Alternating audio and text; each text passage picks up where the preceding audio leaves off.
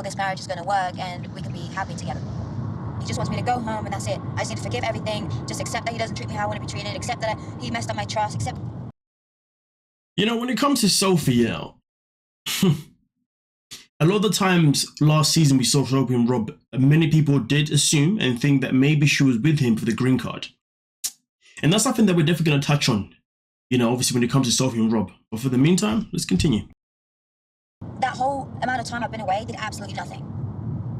I know he wants to work things out and I'm glad, but I don't know if I want to.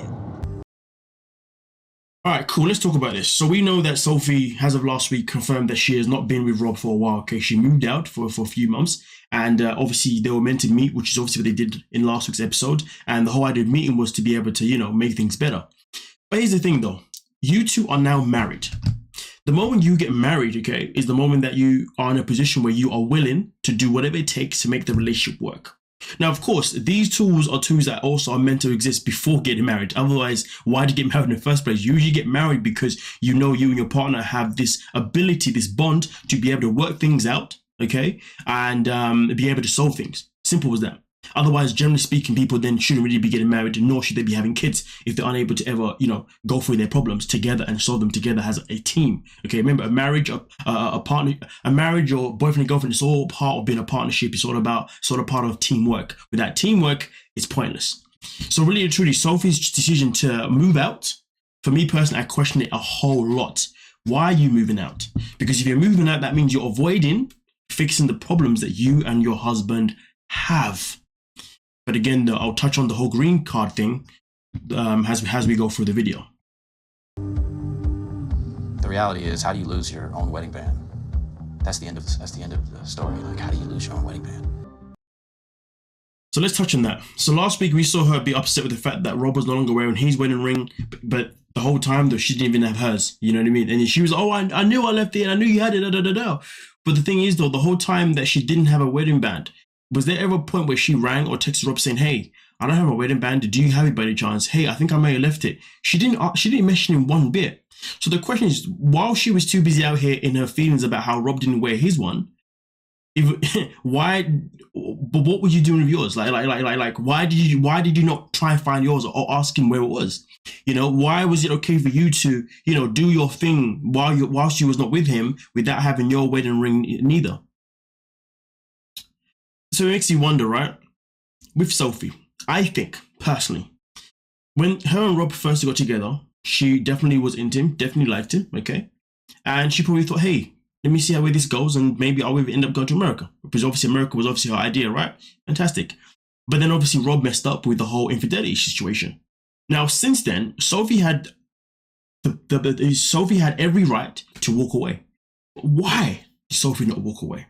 That is the question. And in my humble opinion, the reason why Sophie didn't walk away is because she was like, you know what? I've already chosen to be here. No. She's I've already chosen to be with this man. And also I saw myself moving to America. So you know what? I'm just going to ride it out until I eventually get my green card.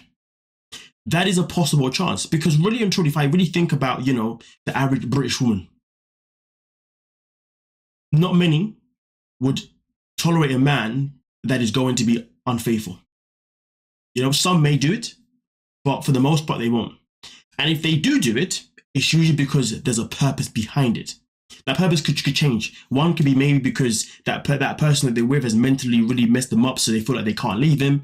And one could be because they see a benefit where, well, he still pays for everything, so whatever, you know what I mean? It varies on why they may stay. And to be fair, the reasons that I gave are quite international anyway. But generally speaking, there has to be a benefit of why they're staying. And I do start to feel now as if she only stuck around to be able to get to the States. But let's continue though, because Even though things ended really badly last night and I stormed off, Rob reached out to me this morning asking if I can have a chat with him about moving back in. But I do know that, like, I can't keep running away. Behaviour with this online cheating, the secret texting, they did it multiple times on you. You're literally... Yeah, but I don't know if he has an addiction. I think he just likes attention from people. Just because his drug of choice, for want of a better word, is sex and porn or whatever it is, it's the same behaviour and all that, and I don't want to see you go through that.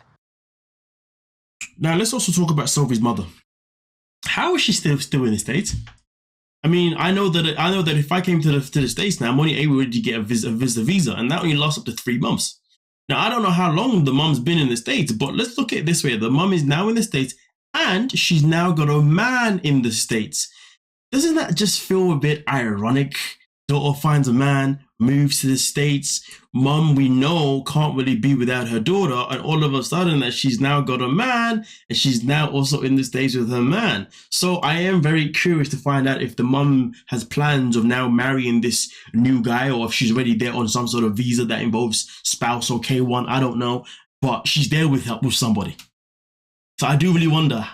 I really do wonder, because generally speaking, the mum should have been in the UK right now, to be honest with you. I'm not saying that she hasn't flown back to the UK and then flown back to the States again. Obviously, yeah, that's something that she would have done, because I know at the tail of the last one, she was on the video com, which must have meant that she was in the UK at the time. But either way, the mum now being in the States and now having an American man as well.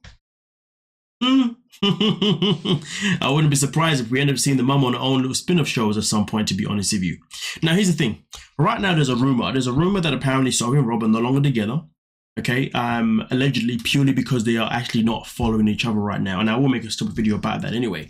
But because of the information, it does make you wonder something, doesn't it? Something very, very simple. Oh, no, not wonder, sorry. So with that being said, rumor has it that Sophie is now allegedly currently filming for the next season of The Single Life.